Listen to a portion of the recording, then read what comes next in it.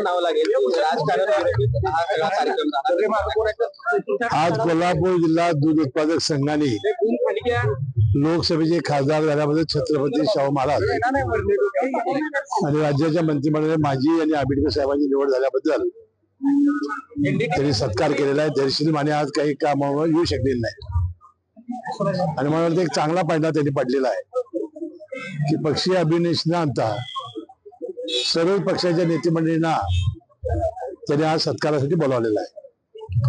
कर्जमाफीच्या बाबतीत एक महत्वाचं निश्चितपणे वक्तव्य केलं तुम्ही, पण महत्वाचं वक्तव्य केलं पुढच्या निवडणुकीपर्यंत मग वाट पाहावी लागेल असं नाही मी म्हटलं 5 वर्षाचा जाहीरनामा आहे। आर्थिक परिस्थिती बघून शासन कर्जमाफी करणार आहे। तुमची या सगळ्या वक्तव्यानंतर अनेक प्रतिक्रिया आता येतील की खरं तर मिश्किल पद्धतीने तुम्ही बोललाय, मात्र हे सगळं कशा पद्धतीने आता विरोधी नाही मिश्किल नाही म्हटलं मी, ज्या अर्थी बंटी पाटलांनी थोडी कळ काढल्याबद्दल मला तिकडे बोलावं लागलं। त्यामध्ये 5 वर्षाचा आपला जाहीरनामा असतो। राज्य सरकारची तुझी परिस्थिती बघून आम्ही योग्य वेळेला कर्जमाफीचा निर्णय आपण घेऊ। विकास कामांना कात्री लावून आम्ही आता ज्या योजना आहेत त्या योजना चालूच राहण्यासाठी आम्हाला काही विकास कामांना कात्री लावावं लागेल, कर्ज काढावं लागेल आणि आमच्या मागे डबल इंजिन जे सरकार आहे केंद्राचं त्याचा फार मोठा फायदा होणार आहे। खरं तर शरद पवार गटाची 2 दिवसाची बैठक मुंबईमध्ये नुकतीच पार पडली। या बैठकीमध्ये खरं तर शरद पवार गटामध्ये 2 प्रवाह असल्याचं माहिती समोर येते, सत्तेमध्ये सहभागी होण्याच्या संदर्भामध्ये। नाही मला त्याची काही माहिती नाही, फक्त जयंत पाटील साहेबांचं जे मी उद्योगीपणाला हे आहे त्याबद्दल मला मनाला यातना झाल्या। पण जयंत पाटील यांना त्यांचं प्रदेशाध्यक्ष काढून घेण्याबाबत देखील आग्रह झाला, विशेषतः रोहित पवार असतील किंवा रोहित पाटील यांच्याकडे ते जबाबदारी। त्यांची वक्तव्य ऐकल्यानंतर मला यातना झाल्या म्हणून सांगितलं। मला त्यांचं अंतर्गत काय राजकारण हा त्यांच्या पक्षाचा प्रश्न आहे। तुम्ही वारंवार माझा काही संवाद कोणाशी झालेला नाही।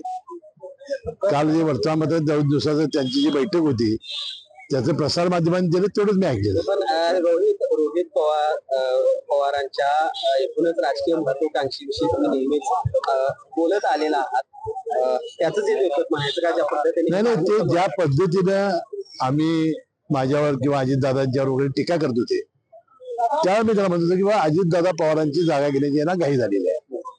त्याच्या निवडणुका झाल्या, आम्ही सत्तेवर आलो। आता रोहित पाटलाची माझी काही व्यक्तिगत काही नाही, ते वक्तव्य आमच्यावर करत होते म्हणून आम्ही बोलत होतो। आता तो काही विषय राहिलेला नाही। त्याचा आता जयंत पाटलांना हे होते असं म्हणायचं नाही, मला काय त्या दोघांचं काय संबंध आहे मला काही माहिती नाही। साहेब 6 महिन्यानंतर खरं तर विशाळगड पुन्हा त्या ठिकाणी पर्यटकांसाठी खुला झालाय, मात्र आज निलेश राणे यांनी गुरुद्वारा त्या ठिकाणी विशाळगडावर होणार आहे तो मात्र होऊ देणार नाही अशा पद्धतीचं वक्तव्य केलंय। शांत झालेलं प्रकरण पुन्हा एकदा आता या ठिकाणी पुन्हा नाही, मला काय अजून माहिती घेतलेली नाही, मी माहिती घेऊन यावर बोलेल। लाडक्या बहिणींना 2100चा हप्ता कधी मिळणार, का गेला 1500चा हप्ता मिळाला नाही? आम्ही आमच्या जाहीरनाम्यामध्ये 2100 रुपये देण्याची घोषणा केलेली आहे। आम्ही योग्य वेळेला आम्ही तो 2100 रुपये करणार आहोत। खरं तर निवडणुकीच्या तोंडावर भाजप असेल किंवा तुमच्या पक्षातून जे बाहेर पडलेले नेते मंडळी होती ती कुठेतरी पुन्हा एकदा त्यांच्या घर वापसीची चर्चा सुरू झाली आहे। त्यामुळे भाजपचे काही लोक पुन्हा एकदा बाहेर पडलेले पुन्हा भाजपच्या संपर्कामध्ये आहेत असे देखील चर्चा समोर येत आहेत। तशा पद्धतीने मला कोणाला नाव काही कळलं नाही। आपल्या मतदारसंघातील नाही ते नाही झालं, पण काय जाणार नाही की 35 वर्ष आम्ही पवार साहेबांच्यावर होतो। आम्ही बाहेर पडताना आमच्या काय अडचणी आहेत त्यांना सांगून त्यांची संमती घेऊन गेलो होतो। त्यानंतर माझ्या विरोधी त्यांनी त्यांना तयार केलं। जसं माझ्यावर पुत्रवत प्रेम केलं तसं त्यांच्यावर त्यांनी पुत्रवत प्रेम केलं। संपूर्ण पवार फॅमिली ही त्यांच्या प्रचारामध्ये आली।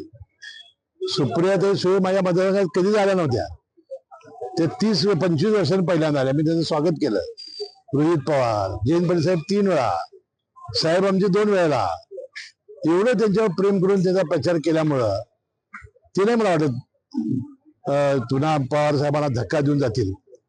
पण संजय बाबा भाजपच्या वाटेवर आहेत अशी चर्चा आहे। हे बघा, त्यांनी परवा माझा विधानसभेत मला जाहीर पाठिंबा दिला, त्यामुळे ते असलेल्या उभाटा पक्षातून थोडस दूर झालेले आहेत।